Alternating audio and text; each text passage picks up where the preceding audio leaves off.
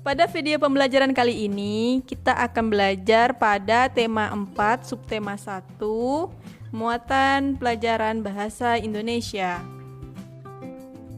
Mengulas isi buku sastra, menjelaskan satu persatu hal yang dibahas di dalam buku dan menilai dan memberi pendapat terhadap buku. Hal yang diulas dalam buku, pertama, data buku, kedua, inti cerita, yang ketiga, manfaat membaca buku tersebut, dan yang keempat, kelebihan dan kekurangan buku. Menyebutkan tokoh-tokoh pada cerita. Tokoh adalah pelaku dalam sebuah cerita. Nah, tokoh itu dibedakan atas tokoh utama dan tokoh pembantu. Tokoh cerita dapat berupa manusia, tumbuhan, hewan, atau benda mati. Jika tokoh utama berwujud tumbuhan, hewan, atau benda mati, maka tokoh tersebut bertingkah laku seperti manusia.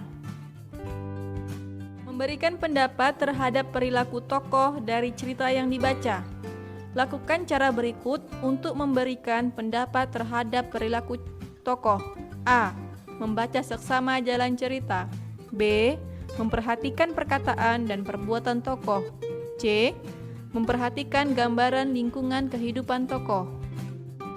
Kita bisa memberikan pendapat tentang sikap tokoh pada cerita. Saat memberikan pendapat, kita harus memperhatikan hal-hal di bawah ini. Pertama, komentar disampaikan dengan bahasa yang sopan. Kedua, komentar disampaikan dengan alasan yang logis. Ketiga, komentar disampaikan dengan ucapan yang jelas.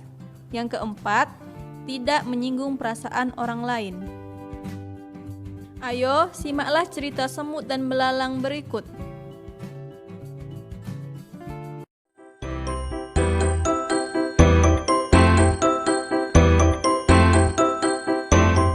Di tengah hutan, hiduplah kawanan semut yang sangat rajin. Terik matahari di musim kemarau tak mematahkan semangat mereka untuk mencari makanan.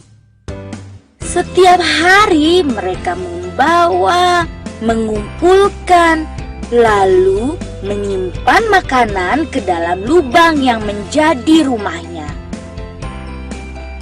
Berbeda dengan kawanan semut yang rajin, tetangga mereka si belalang malah asik menikmati musim kemarau dengan bermalas-malasan.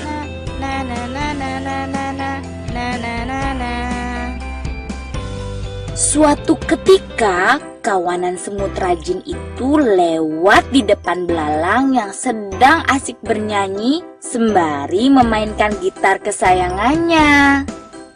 Hai semut, apa yang sedang kalian lakukan?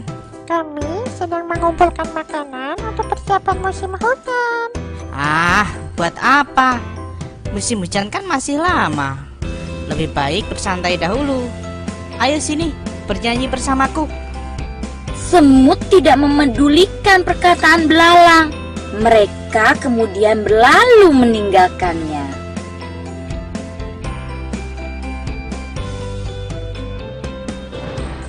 Musim hujan pun akhirnya tiba.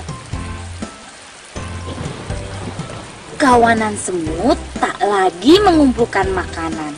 Mereka duduk nyaman di dalam rumah yang hangat sambil menikmati makanan yang berlimpah.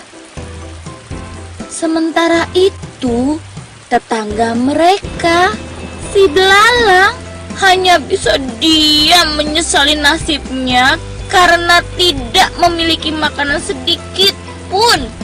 Ia sedih dan kelaparan. Saat belalang terbaring lemah tak berdaya, datanglah kawanan semut ke rumahnya.